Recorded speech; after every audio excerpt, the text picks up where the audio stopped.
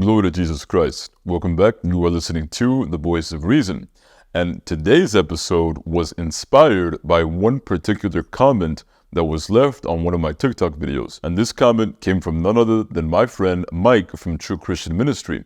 He left a comment on one of my videos where he brought up Cardinal John Henry Newman. In fact, I'll read the comment right now and we'll post it here on the screen. Is that how I'm an old man, so I don't know. Screen, right? You'll be able to see it here in the video. The comment that Mike left on one of my videos, he said this: Cardinal Newman, doctrine development, it's admitted. Okay, so obviously, those of you who know Mike know that he is a Protestant Christian. He left this comment on one of my TikTok videos, and I think that this comment was meant to maybe disprove whatever it was that I was saying in the TikTok video. So I wanted to make a video about doctrinal development, because doctrinal development is misunderstood by pretty much everyone, even a lot of Catholics. A lot of Catholics aren't aware what the teaching of doctrinal development actually is. And a lot of Protestants, they get doctrinal development completely wrong, because Protestants mistake doctrinal development to mean that, according to the Catholic Church, new Christian doctrines can be added or Christian doctrines can be taken away from the deposit of faith that was revealed by God to the apostles through Jesus Christ. And that's not what doctrinal development is. Doctrinal development does not mean that we get new revelation as time goes on. It doesn't mean that new doctrines can be added to the Christian faith. It doesn't mean that doctrines can be dropped from the Christian faith as time goes on. That is not what it means at all.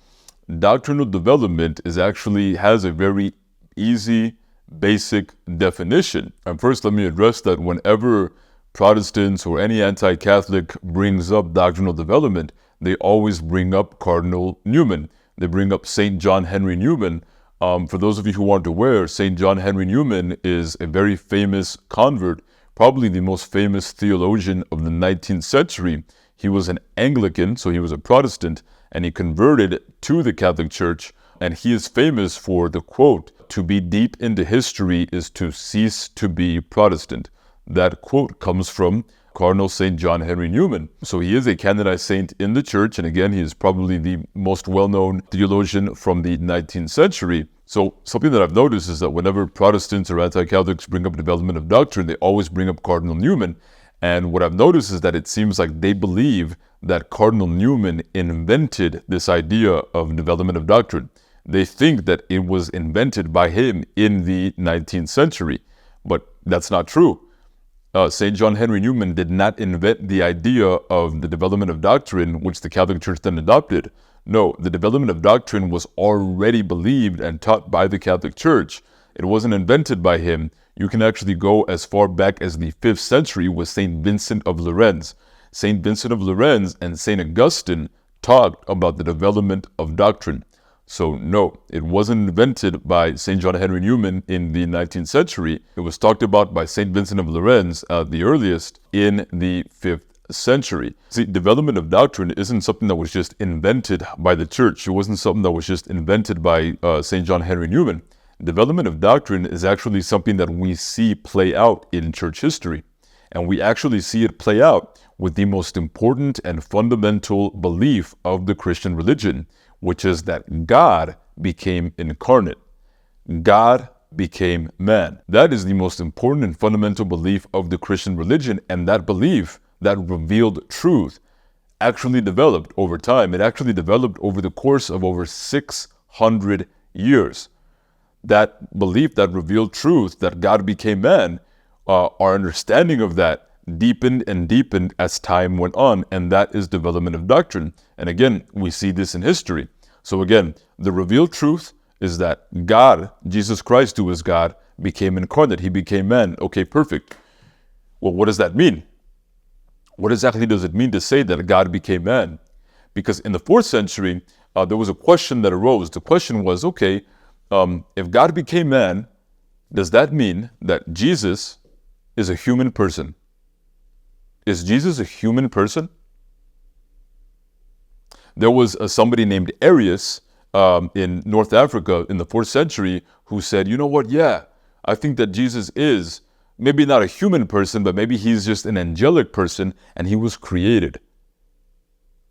Arius believed, yeah, God became man, but he believed that Jesus was a creature. He believed that Jesus was created.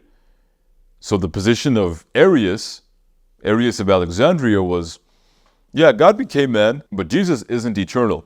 So Jesus was created by the Father, and the Father gave him divinity. Does that fit within the revealed truth that Jesus became man? Arius said, yeah, Jesus is maybe a human person, maybe an angelic person, and the Father bestowed divinity upon him. Well, the church came together in the year 325 at the Council of Nicaea to say, no, this is false, this is a heresy. Jesus is not a human person, Jesus is a divine person. Jesus was not created, Jesus is eternally begotten from the Father. Jesus is a divine person who became man. He's not a human person, he's a divine person, and he became man, he took on human flesh. So that was decided, that was explicated, that was defined at the Council of Nicaea in 325. That is development of doctrine. And then a little bit later on, after the time of Nicaea, there was another question that arose. And this question was, okay, Jesus is God, God became incarnate, so Jesus became man. So does that mean that Jesus is, at the incarnation, Jesus was half God, half man? Is there a divine Jesus and is there a human Jesus? That was the position that was disputed at the Council of Ephesus in the year 431.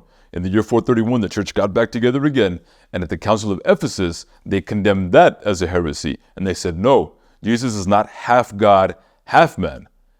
Jesus is fully God and fully man. Because the heretics who believed that Jesus was half God, half man, they said, well, hey, in divine revelation, we have that Jesus is God, he became man, so is it fair, is it valid to understand that as meaning that Jesus at the incarnation is half God, half man? That seems fair, right? No, the church at the Council of Ephesus in 431 said, no, Jesus is fully God and fully man.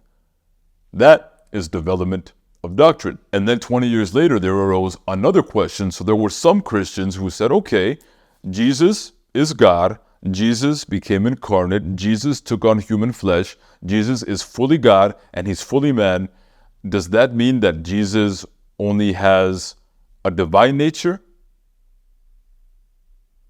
Jesus is fully God and fully man, but does that mean that, so we know that he has a divine nature, but when he became man, did he take on a human nature? Can a divine nature and a human nature coexist?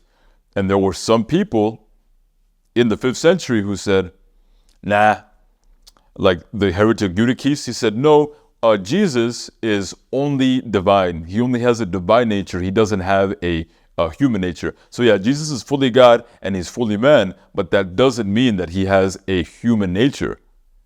And the church in the year 451 came together at the Council of Chalcedon to say, no, Jesus is fully God and fully man, meaning that he has a divine nature and he has a fully human nature as well. He has a fully divine nature and a fully human nature at the incarnation. So that is development of doctrine. And then even a couple of 100 years later, there arose another question, and that question was, did Jesus have a divine will only, or did he only have a human will? Or did he have both a divine will and a human will? And there were some people that argued that Jesus only had a divine will. So they believed, yes, Jesus is God, Jesus became incarnate, Jesus took on human flesh, Jesus is fully God, Jesus is fully man, Jesus has a divine nature and he has a human nature, but he doesn't have a human will. Because if he's fully God, he can only have the will of God, right? And there were some heretics who believed that Jesus only had a divine will and not a human will. That's the monothelite heresy. But the church came together in the year 680 at the 6th Ecumenical Council, the Council of Constantinople III, and the church said, no, Jesus Christ has a divine will and a human will. So Jesus Christ is God, fully God. He became incarnate and took on human flesh. He is fully God and fully man. He has a divine nature, he has a human nature, and he has a corresponding divine will, and he has a human will. And the divine nature and the divine will and the human nature and the human will, they are never confused, they are never mixed, they are perfectly in harmony with the human nature and the human will, always following the divine nature and the divine will. That right there is development of doctrine, and it took 600 years from the time of the apostles all the way to the Sixth Ecumenical Council in 680 and 681, over 600 years for that doctrine to develop. We had the revealed truth from the very beginning with Jesus and the apostles, but our understanding of that revealed truth developed over time. So that is development of doctrine. You don't add anything to divine revelation. You don't subtract anything from divine revelation. Development of doctrine is literally just doing theology. You are thinking deeply. You are rationalizing. You are using your logic and your reason that God gave you to understand what it was that God revealed. We know that God revealed it. He gave it to us. It's in the scriptures. It's in the deposit of faith. It's in sacred tradition. But now we can use our intellect to understand it. And if that's true for the most basic and most important, most fundamental belief of the Christian religion, which is the incarnation of God, that can be true for everything else that was revealed by God. And it is, because we see development of doctrine play out over the life of the church. And again, we have saints going back as early as the 5th century who talk about this development of doctrine, like St. Vincent of Lérins, St. Augustine, St. Thomas Aquinas in the 13th century. He talked a lot about this as well.